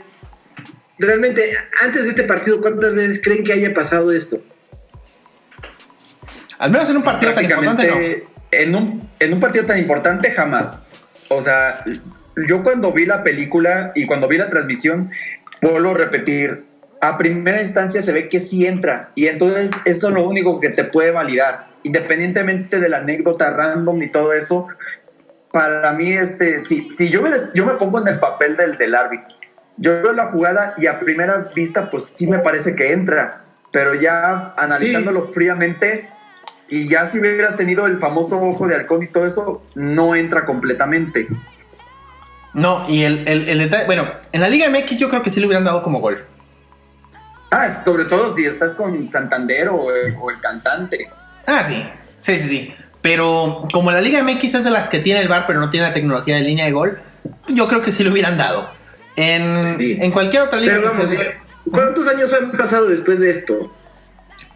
Ya vamos para 54 años y todavía no es hora de que nos ponemos de acuerdo. Uh-huh. Sí, son de esa mística que nos regala el fútbol en este sentido de pasan los años y todavía no estamos de acuerdo en un argumento. Sí. Hay un comentario en YouTube que dice el caminante lunar. Los ingleses son los que se creen los campeones de la moralidad y rectitud. Hablan del tramposo de Maradona y de Suárez por sus respectivas manos, pero no devolvieron la Copa del 66. Por favor, volvemos a lo mismo. En ese momento, ¿quién iba a decir esto no fue gol? Nadie. No nos ponemos de acuerdo con la repetición. No, es que no hay manera de saberlo. O sea, no hay ni una toma exacta.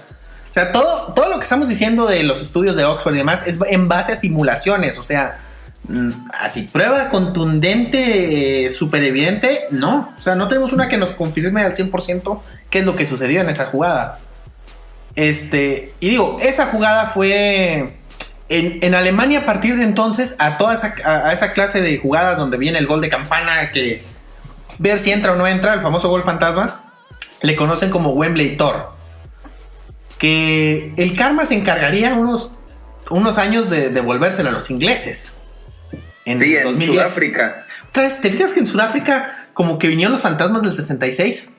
¿Te fijas? Que ya mencionamos mucho el Mundial del 2010.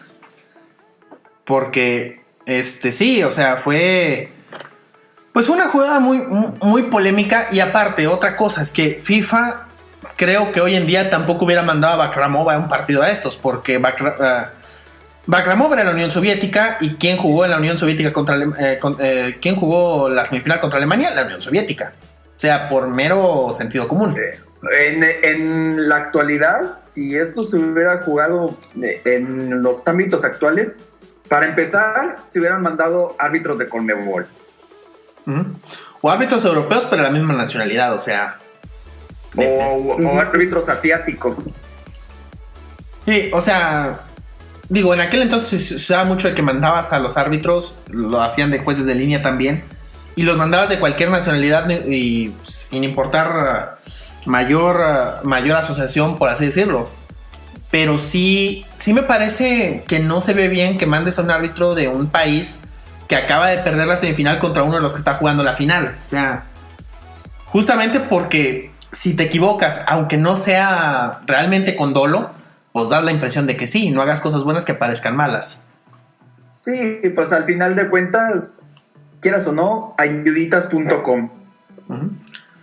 Y Alemania se cansa con esto, o sea, me parece que Alemania se está poniendo... Se le cae la moral totalmente.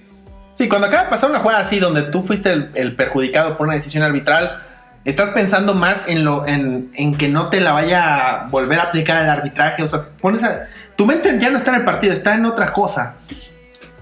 Y se va con todo el ataque, pero ¿qué sucede? Pues esto lo aprovecha Geoffrey Hurst en un contraataque para sentenciar de manera definitiva al 120. Y pues con esto, Inglaterra es campeón del mundo. Por cierto, este gol tampoco debió contar. Sí, tampoco debió contar. Que, bueno, primero lo de Beto, luego va lo mío, porque ya es extra cancha. Sí, porque la jugada nada se dio un tiro de esquina a favor de Alemania.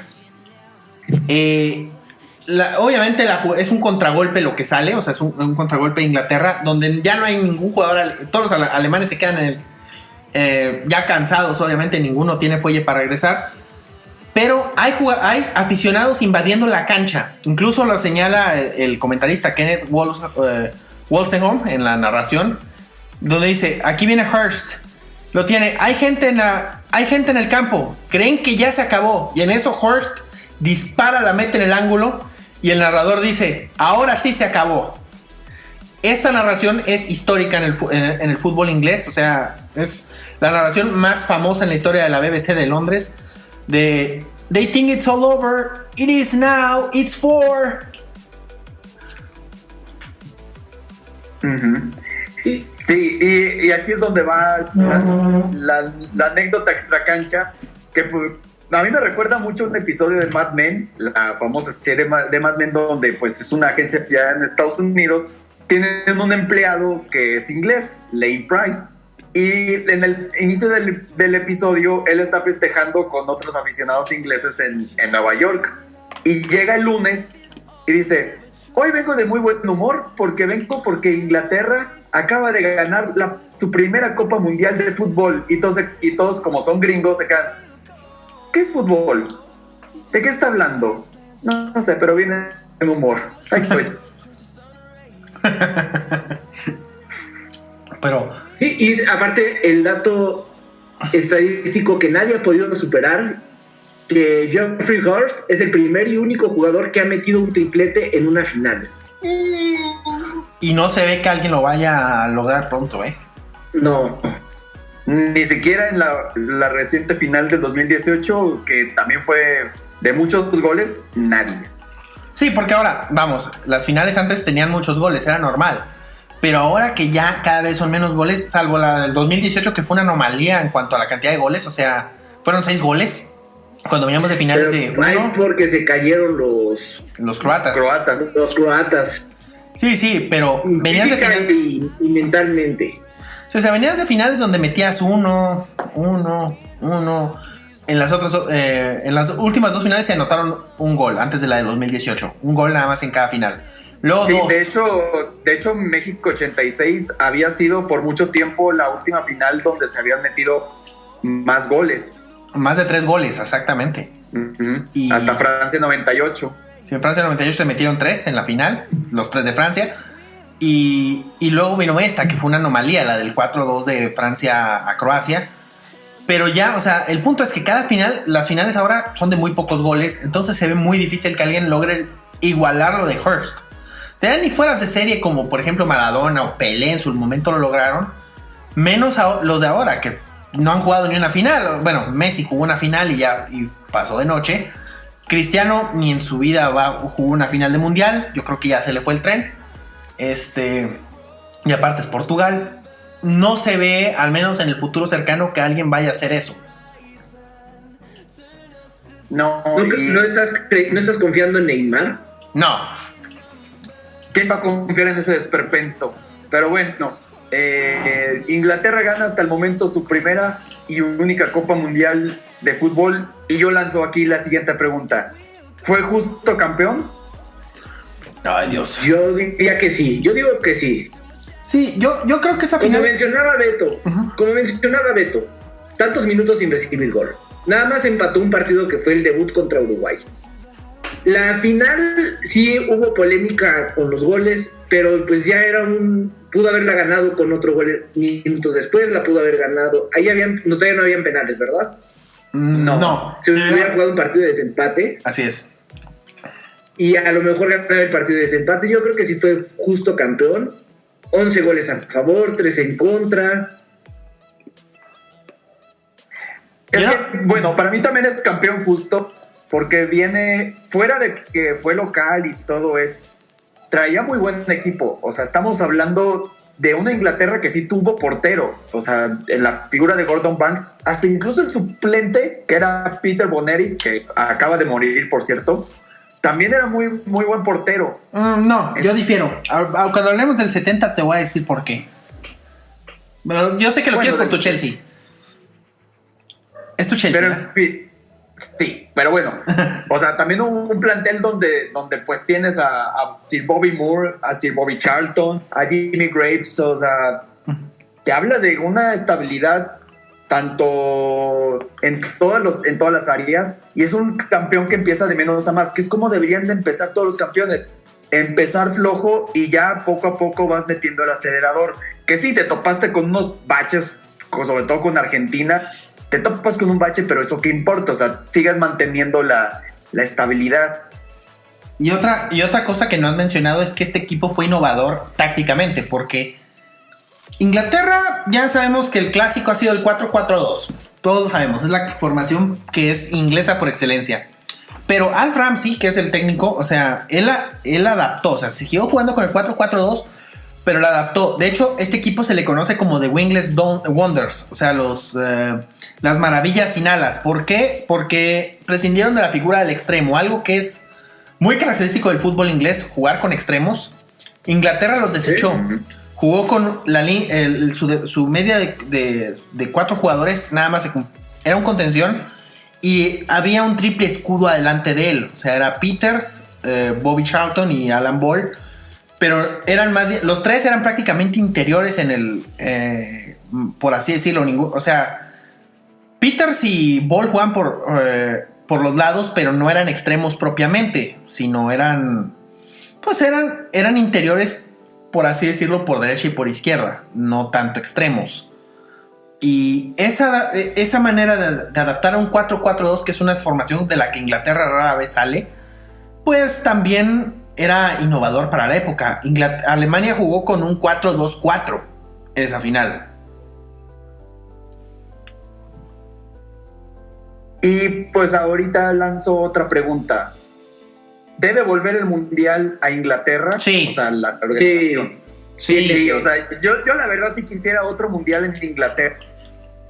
O sea, que la Copa, bueno, que la Copa vuelva a casa. Ahora creo que con este formato de no sé cuántas fases, con este plan que se acaba de inventar la FIFA, creo que sí es una muy buena oportunidad para que Inglaterra destaque. Y sobre todo porque ahora antes tenían 8 sedes, pero ahora sí tendríamos sedes hasta para elegir, y de top y tope, o sea, tope de gama. Y top, pues, incluso el estadio fácil puede ser un estadio mundialista. Y aparte, hay que recordar que Inglaterra, el otro torneo grande que organizó fue la Euro del 96, y se acordarán de esa Euro. Fue una Euro muy entretenida, muy buena, y tenía una atmósfera muy especial en los estadios. Creo que es la mejor Euro en ese sentido que hemos visto. O sea, fue una Euro donde... De organización. Sí, la organización excelente. Y el ambiente en los estadios, perfecto. O sea, fue un ambiente muy, muy entretenido.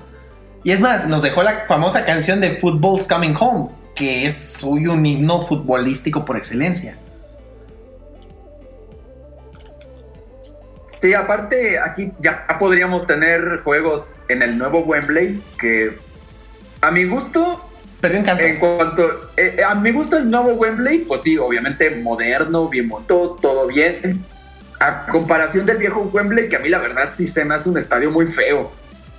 A mí, fíjate que para mí Wembley perdió encanto con el nuevo estadio. O sea... Ah, claro, o sea, la mística, el encanto se queda en el viejo Wembley, porque para mí el nuevo no tiene nada de... Sigue teniendo el peso de ser Wembley. Sí, y la fachada de las dos torres, de las torres gemelas. Sí, eso sí me gustaba mucho del viejo Wembley, que tenía esa entrada de las torres, pero el estadio en sí, como era el estadio, a mí sí se me hacía feíto. Era un estadio viejo, o sea, es un estadio que fue fundado en 1923, me parece, el viejo Wembley. A ver, ahorita confirmo el dato. Me parece que fue en 1923 sí, 1923 se inauguró, cuando era el estadio del Imperio. Y, o sea, se mantuvo muchos años y pero era un estadio en el cual, el pasto sagrado de Wembley. Cosa que yo, por ejemplo, no puedo decir ahora del Wembley actual. O sea, visitar el viejo Wembley te daba algo. Como que es un estadio moderno más, está bonito y todo, pero... no sé, algo sí, perdió. Es que le falta Mystic, cosa que sí tenía el viejo Wembley.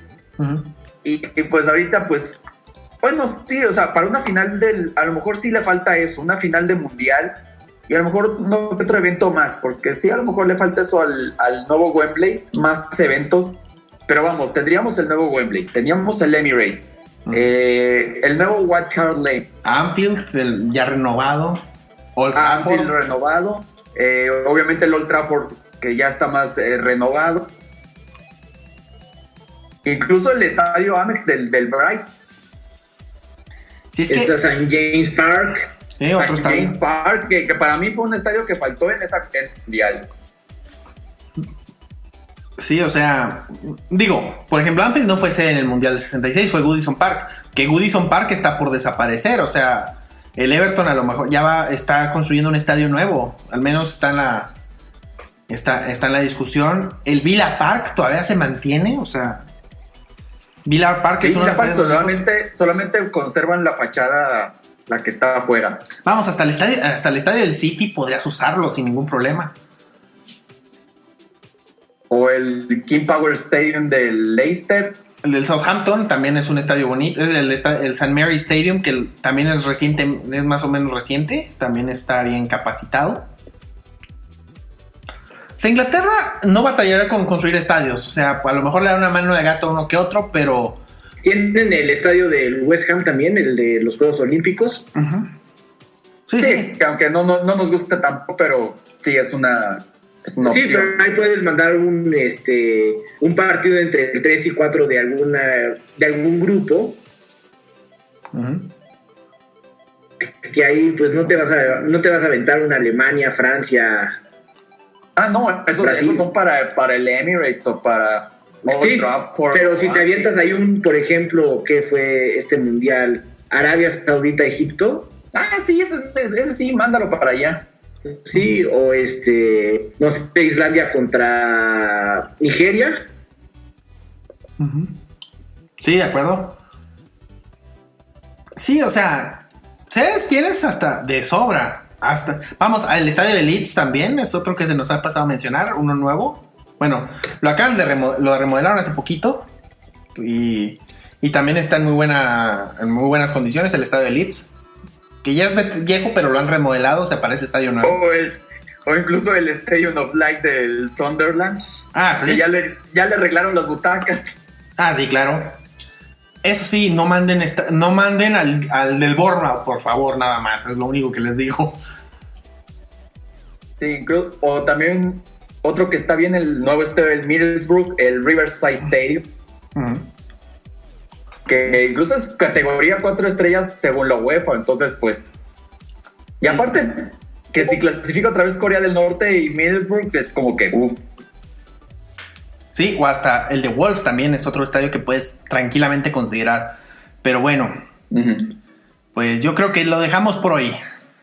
Sí, pues muy bien merecido este título. Inglaterra, aunque hayan haters que digan que no, que lo ganaste nada más porque eras local, la verdad es que tenías muy buena selección, hubieron partidos muy entretenidos, bien ganado el campeonato de goleo de Eusebio, y hablaremos de los cambios que surgieron en el fútbol a partir de este mundial dentro de 2 episodios.